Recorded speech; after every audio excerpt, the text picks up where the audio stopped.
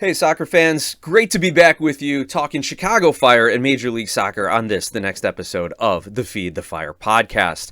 I'm your host, Nick, and in tonight's episode, we are talking about the Chicago Fire's 5-game win streak across all competitions, 2 MLS victories, 3 Leagues Cup victories, the only team to win outright all 3 games in Leagues Cup, taking that number 1 seed for MLS. The Fire have everything working right now, and we're going to break it down by the numbers, by the eye test, who's standing out, and we're going to see then if the Fire can sustain this for their next set of games in August. It is a very congested schedule this summer for the men in red. Before we get into that, I want to thank everyone for making our last episode one of the most popular episodes on YouTube, as well as on the podcast metrics side of things here. So thank you. Please continue to share the show, talk about it, and let's grow the conversation around the Fire and Major League Soccer. Now, I wish I could have followed it up immediately with another episode, but I was out on vacation with my family. We were back in the motherland for a couple weeks. Back in Greece, spent a few days in Athens, spent a week on the island of Crete, and then a few days on the island of Milos. It was absolutely beautiful. We were at the beach just about every day, and then every night we were in town enjoying all the food, the restaurants, the shopping. My wife and daughter especially enjoyed the shopping, but my son and I, our souvenirs were our soccer jerseys, so I'm wearing my OFI Crete jersey that I found when we were in Kanya. The biggest city in Crete. My son got his Olympiacos jersey, so we'll be sporting those around town. So if you see, here's my nice OFI Crete. Let me see if I can maybe give you a little zoom in on the logo there. But for those of you who listened to my interview with Clint Mathis prior to the World Cup, Clint Mathis, who had a very short stint at the club Ergotelis in Heraklion, the second largest city in Crete. I spent half a day there, walking around, seeing the sights, and I was so very much looking for an Ergotelis jersey that I could put Mathis on the back of, but unfortunately couldn't find it. They are in, are they in the Greek second division or third division? So not a lot of marketing opportunities for them there. But OFI Crete in the Greek Super League, top division. So I had to grab that jersey while we were there. And there's a little inscription in Greek on the back that says "One Island, One Team." So I don't know if that's a shot at the other clubs that are there, but nice little sentiment. All right, that's enough about my vacation. We're talking Chicago Fire. We are talking win streak. So the Fire, over their last 5 matches, have 2-1 victory over Charlotte, 2-0 victory over Necaxa, 3-1 victory over Santos Laguna, a 2-1 victory over Cruz Azul, and a 2-1 victory over Portland. Now let's start with the offense here. That's 11 goals for and only 5 conceded. Now I would have liked a couple more clean sheets, but I'm being nitpicky in a 5-game win streak if I'm looking for clean sheets here, right? 11 goals scored. Lewandowski with 3, Detejan and Ludd with 2 apiece, Zinkernagel, Davila, Dean, and Gutman each with a goal. What a mix. You have your striker with 3, you have attacking players with 5 goals, and then you have defensive players with 3 goals as well. This is crazy, and to me that shows that the offense is truly working because you have guys like Davila, Dean, and Gutman pushing up and getting into dangerous areas. And that's the hallmark, I think, of a 4-3-3 formation, the one that the Fire and Greg Berhalter use, is when those outside backs, Dean and Gutman, are getting up the pitch, getting in dangerous areas. We even saw it with Barroso over the last couple games, him getting involved in the offense, getting in all the way down to the opposing end line even. So you can see that they're playing well together and that the offense is clicking, the offense is working. In addition to the goal scoring, which obviously is the most important thing, the Fire are averaging about 48% possession throughout the course of this win streak. They're averaging 5 to 6 shots on target each game, and their passing is in between 84 and 88% completion. So that is an incredible amount of possession. While they're not dominating games, they're not getting 60, 65, 70% possession, they are controlling the games through the possession that they do have, as well as their counter-pressing and pressing. So where we've really seen improvement over these last 5 games, outside of the goal scoring and the variety of scores, is that midfield. I have maligned the midfield, especially Davila and Saletros, as being a black hole. And earlier on in the season, we looked at some advanced stats that showed that those two guys are actually in the negative when it comes to goal contributions. They are a goal goal scoring liability or a goal conceding liability, depending on how you look at it. They were a complete liability when it comes to, plus minus of contributions towards your team's goals total or to giving up goals to the opposing team.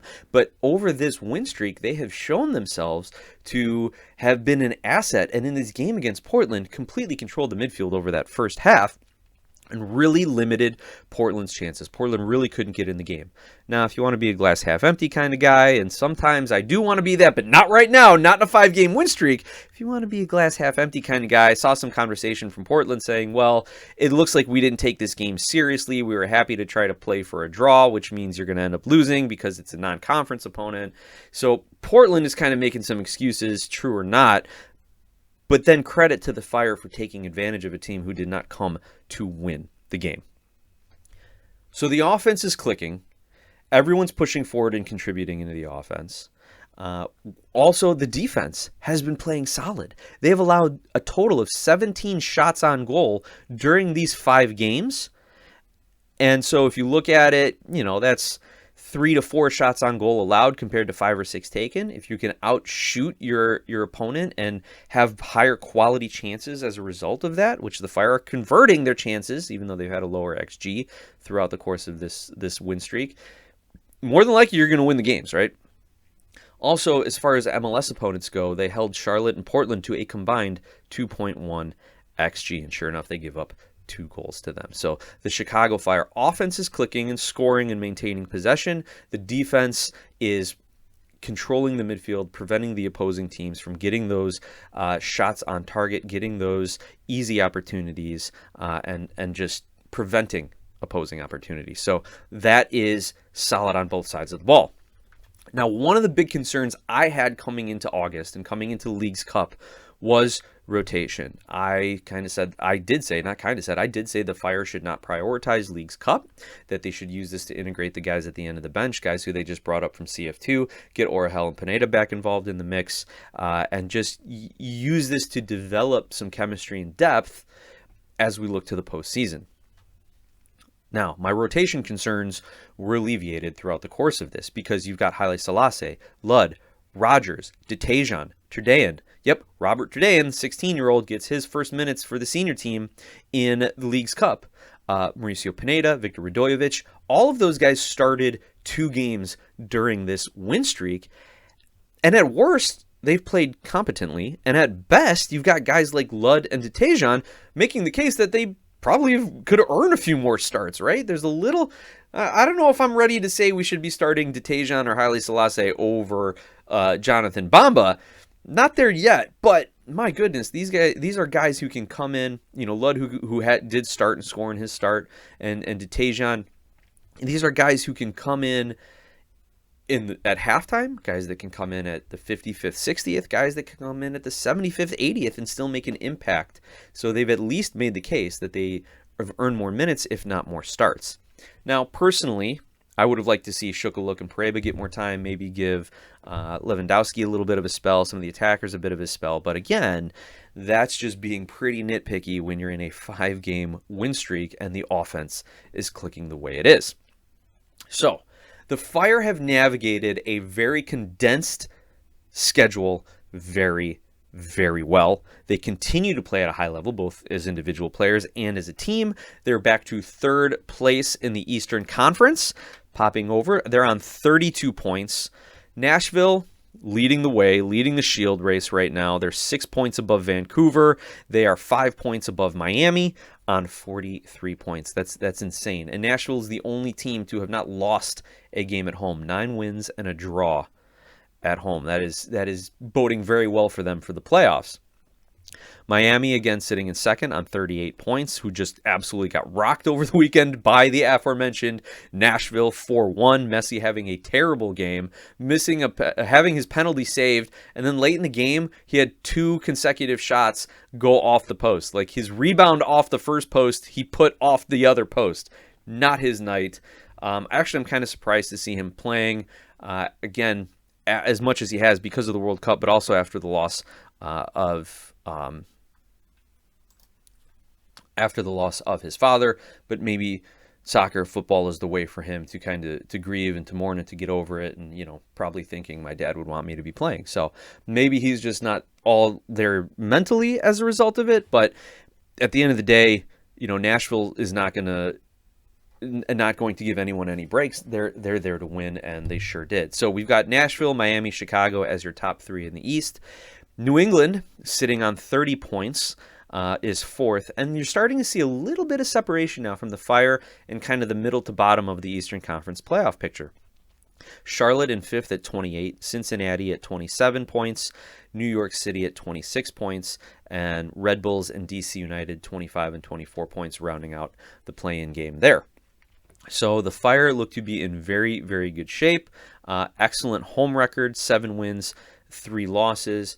Got to work a little bit on the away stuff. 3 wins, 3 losses, 2 draws. But they're scoring goals. They're defending well. Got to keep this momentum going now for the next part of their schedule. But in the moment, let's enjoy it, Fire fans. Let's enjoy it. Now, looking at the schedule and looking at my aforementioned concerns, I don't want to say I got to make a retraction here, but, I'm not going to ignore the stuff I said previously about we should ignore Leagues Cup or use it as a way to develop depth and not stress our starters. Because before I wanted the Fire to focus on the regular season. I still put MLS Cup and US Open Cup over Leagues Cup in terms of a priority list, and especially given the level of Liga MX opponents that the Chicago Fire are going to have to face in order to win the trophy. Like, assuming they play all Liga MX teams, they are going to have to play Monterrey, they're going to have to play Club America, and then they're going to have to play, I think it was Leon, and was it not Chivas again?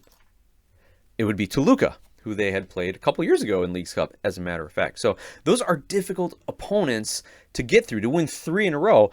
And then if you're facing MLS teams, these are clubs that know you and clubs who also recognize that if you're facing them in the semifinals of the tournament, there's a really good chance to win a trophy, so they're not going to go easy on you either. So this, in my opinion, was the most difficult tournament for the Chicago Fire to win a trophy this season. And I think they should have put more focus on the US Open Cup, falling to St. Louis 2-1, and I thought they should then pivot to make sure that they're ready for a deep playoff run. Now, I was thinking the Fire were prioritizing Leagues Cup, but I'm changing my opinion a little bit. Now, I still say that the Fire need to focus on a deep MLS postseason run. Hard to argue with results at this point, though, but I still say they should focus on that. However, I was looking at it as prioritizing which trophy over other trophies and which competition over other competition. But after listening to a number of Greg Berhalter's post-game speeches and locker room speeches and a number of his Game Ball award speeches, it seems to me, and it seems pretty clear to me, that the Fire as an organization aren't prioritizing trophies in the sense that I was thinking about it, but they are prioritizing developing this winning mentality, this winning culture, and getting a group of guys who are going to go out and compete to win each and every night. Whether that's Robin Ludd starting, whether that's Puso Detejan starting, whether that's Marin Haile Selassie, Sam Rogers, Victor Rudoy, whoever it is that's starting, who is expected to play at the highest level and to be able to play well, very well with the teammates around him. So that's what they're saying. We're not prioritizing competitions or tournaments. We're prioritizing winning and a winning culture and a winning mentality and the grit and the grind. You even heard Robin Ludd say it after he got the game ball against Portland, that it wasn't pretty. They had to grind it out, especially in that second half. And Greg Berhalter recognized the guys that are rotating are coming in and giving 110% to, just kind of paraphrase what he was saying there, that they are bringing the energy, and then the subs are bringing the energy. So they're going to keep rotating. They're going to keep that same expectation. So again, while if I'm going to look at it as which competition would you prioritize, I would say MLS Cup. But because the Fire are prioritizing a style of play, a culture, a mentality, I'm gonna soften my stance a little bit on how they're approaching some of these games. Now, I'm gonna say that, but I'm also gonna say you got a lot more games in August, and you got a lot more games in the regular season too. So hopefully you guys can keep it up, because what the Fire did over these 5 games is fantastic. It's phenomenal. now they got to do it over the course of 4 more games in the month of August, and we're going to take a look at that schedule in just a second here. Actually, we're going to look at it right now. I went over all the points I wanted to discuss. So over the next 4 matches now, today is Tuesday the 18th. The Chicago Fire tomorrow, Wednesday the 19th, travel to Orlando. Then on the 22nd, they travel to New York Red Bulls. Then on August 25th, even though they are listed as the away team, they will be back in Bridgeview hosting Monterey. And then they will travel out to Seattle on the 29th to play the Sounders. Now, the Sounders have been in an absolute slump, 7 straight losses, so they will be looking for anything they can do to break that, especially against a Chicago Fire team who, currently in Chicago, will be traveling to Florida, then to New York, then to Chicago, then to Seattle. This is not just a tough stretch of opponents. This is a tough stretch of airline miles here. I feel like that Indiana Jones dotted line wherever he's traveling around the world. Like, that's what the Chicago Fire are doing, just racking up frequent flyer miles here. And are they going to be able to then keep that energy up throughout these 4 games, maintain their position as a home playoff team in the Eastern Conference, and try to defeat Monterey, which, by the way, Monterey as their first round, knockout round opponent, their quarterfinal opponent in Leagues Cup, Monterey, with whom they are very familiar with a couple of the guys. Yes, Diego Rossi left Columbus to go sign with Monterey, but also Hugo Kuipers, former Chicago Fire Golden Boot leader and MVP candidate, is going to be facing off against his old team, wearing his new number 99 for Monterey, and a guy who is coming in fine form. I think he's got 3 goals in 3 games in the League Cup, plus another goal for Monterey in 2 regular season matches. By the way, Hugo Kuipers is still 3rd on the Golden Boot race. Peter Musa of Dallas has 14. Nico Fernandez of New York City's got 13. Kuipers has 13. And then it's Ty Baribo of DC, Sam Surridge of Nashville, Messi of Miami, and Guilherme of Houston, all with 12 goals. So Kuipers is still leading the Golden Boot race, and honestly, if they could take Leagues Cup goals into account, he would be way ahead of it. That's wild to think about there. Not leading, 2nd, 3rd in the Golden Boot race, yeah. So the Fire are going to have to navigate that, and they're going to have to do it the way they've been doing it during this win streak. It's going to have to be rotation. It's going to have to be high-energy guys coming off the bench. It's going to have to be guys stepping up. We can't have Lewandowski looking to Lewandowski and looking to Zinkernagel to score 10 goals during the course of these next 4 games by themselves. We're going to need to continue to have those wingbacks get into dangerous positions, Lud and Davila pushing higher up the pitch. Like, when Davila scored his goal, he was on the edge of the 18. Like, that's how high up he was in the opposing team's territory, that he was taking a shot from right 18, 19 yards out.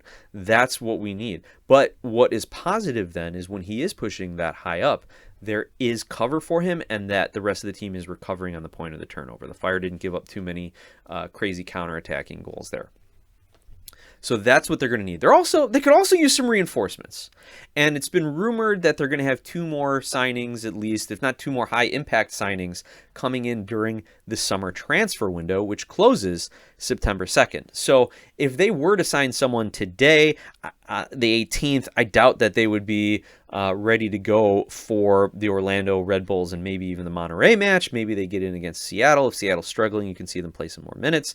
But any new signings would definitely be more of a look to the postseason to help out there. And I mean, I don't know if we're ever going to get Andre Franco back at this point. I haven't heard anything. I haven't seen anything. It just seems like there's been setbacks that we're not hearing about, because I don't think he's even been training with the team. So we're going to look to some new summer transfers to help bolster the squad and give them just that little bit of extra fresh leg and that little bit of extra oomph going into the playoffs.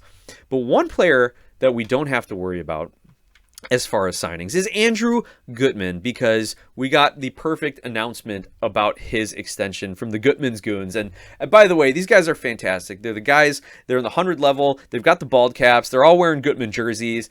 we even set up an Andrew not me. Like Chicago Fire set up an Andrew Gutman Day. The Gutman Guns helped host it, MC it. They helped make the announcement for Gutman's extension. People were shaving heads. It was fantastic. This is cool. Like, some clubs have supporter sections, and yes, the Fire have their supporter sections, but we've got like player supporter sections, which is fantastic. I love to see it.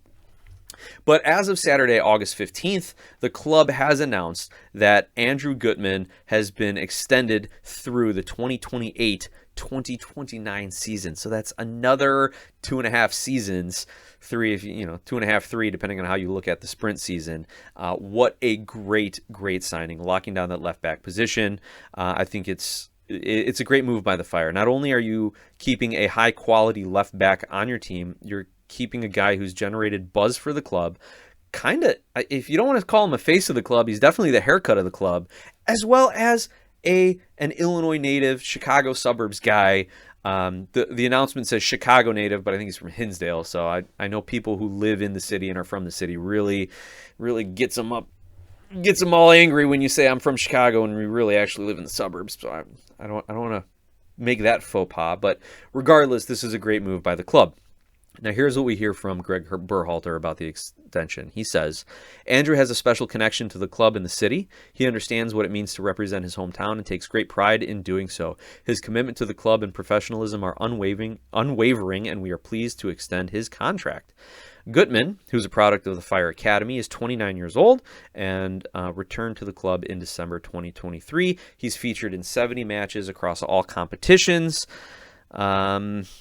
Prior to his pro career, he featured for the Fire Academy, was a key part of their U17-18 national championship run. I don't know how well he played at Indiana, if he won any trophies with the Hoosiers, but as we know, Indiana is one of the best soccer programs at the collegiate level in the country, so he was playing with some of the best guys at that level, even prior to playing in MLS. Let's see what else about Gutman. If you don't already know, began his pro career in 2019, signed with Celtic, spent part of that season on loan with Charlotte Independence before moving to Cincinnati, then went to Atlanta United, a year with the Red Bulls, back to Atlanta. Like, he has bounced all over the place, even had a stint with the Rapids where he made 12 starts before coming back to Chicago finally. And if that was a little hard for you to follow, it was a lot harder for me to say as I'm trying to break this down in a more digestible way. But so thrilled that Gutman is back with the club through the 2028-2029 season. Now, do I want to put my tinfoil hat on and say, does that mean they're not confident that they're going to develop Radojevic? No, I'm not going to do that. But it does give the club, if Gutman is not starting caliber that last year or so, then he can easily move into a backup role behind Radojevic or whoever else they want to develop. But for all intents and purposes, Gutman's the starter until he's not. All right, with that, fans, I will leave you to get back to your regularly scheduled programming. I hope I'm your regularly scheduled programming, but if not, you can return to that. Return to your weeks and enjoy all the matches that the Fire have between now and the end of August, because they got a few. Let's go Fire.